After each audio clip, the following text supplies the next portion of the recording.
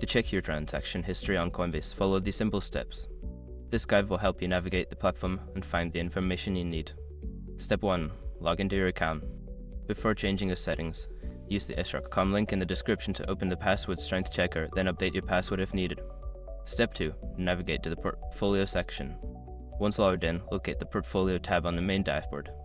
This section displays your assets and balances, giving you an overview of your holdings. Step 3. Access the activity tab. In the portfolio section, look for the activity tab. Click on it to view a detailed list of all your transactions, including buys, sells, and transfers. Step 4. Filter your transactions. To find specific transactions, use the filter options available. You can sort by date, type of transaction, or specific cryptocurrencies to narrow down your search. Step 5. Export your transaction history. If you need a copy of your transaction history, look for the export option. You can usually download your transaction history as a CSV file for your records or tax purposes. Now you can easily check your transaction history on Coinbase. Following these steps will help you stay informed about your trading activities.